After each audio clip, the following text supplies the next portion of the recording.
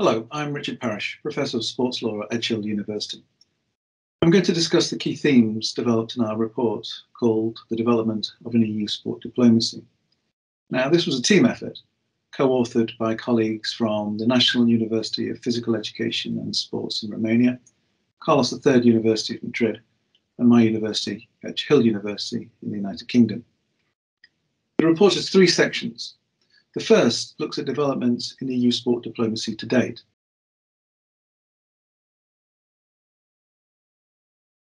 In 2009, the Lisbon Treaty committed the EU to develop the European dimension in sport and to, quote, foster cooperation with third countries and the competent international organisations in the field of education and sport. Later, in 2015, European Commissioner Navratic established a high-level group on sport diplomacy, and it issued its report in 2016, which set out a series of recommendations on how the EU can act more strategically in the area of sport diplomacy. Then the Council adopted Council conclusions on sport diplomacy under the auspices of the Slovak presidency, which called on the European Union to be more proactive in this area. And then the Commission in 2016 and 17 staged a number of high-level conferences on sport diplomacy and published a study on sport diplomacy called Identifying Good Practices.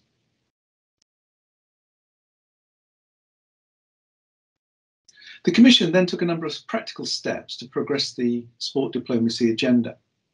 It entered into an agreement with sports bodies such as UEFA. It embedded sport within agreements with China and Japan. And it made some technical adjustments to the Erasmus scheme to encourage participation from non-EU states. Then, and most recently in 2021, the Portuguese presidency of the EU held a ministerial debate on sport diplomacy and staged a two-day sport diplomacy conference, the theme being promoting Europe's interests and values in the world. The second part of our report looked at the strengths of the European Union as a sport diplomacy actor.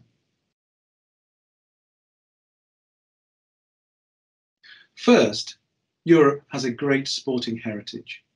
As Stuart Murray said about the Australian experience, why, if sport is so prominent in Australian history, culture and society, has it only recently begun to figure in Australia's diplomacy, which after all is about representing a nation's culture and values in the international relations system? Now, of course, the same is true of the European Union. Second, the European Union member states are beginning to define their own sport diplomacy strategies, and the EU can add considerable value to these national strategies. Third, the EU is developing as an international actor. No longer can it be characterised as an economic giant, but a political dwarf.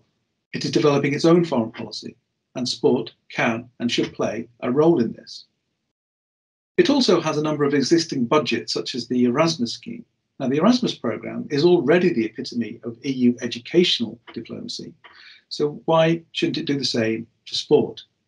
And the EU has existing strengths in cultural and educational diplomacy, and the EU can learn a great deal from practice in these areas in relation to sport. The third aspect of our report looked at the challenges that the EU is facing in terms of being a diplomatic actor in the field of sport.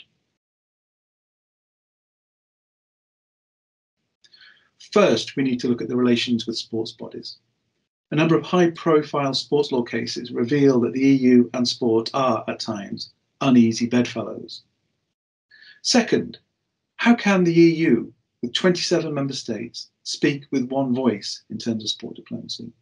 Is it necessary to speak with one voice? But sport poses challenging questions for political institutions. Even if the EU wants to develop its own brand of people-to-people diplomacy, how can it ignore the big political questions, sporting sanctions, sporting boycotts, etc.? Third, how should the European Union frame its sport diplomacy message?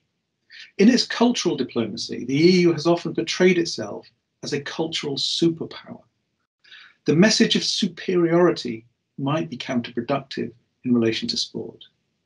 What about its internal messaging? Does the European Union want to use sport as a vehicle for Europeanisation? Will the public see this as legitimate? And finally, how to develop an organisational culture of sport diplomacy within the EU institutions. This is a crucial aspect. How, in a complex and multi-layered organisation, can sport diplomacy be mainstreamed, and how can turf wars be avoided?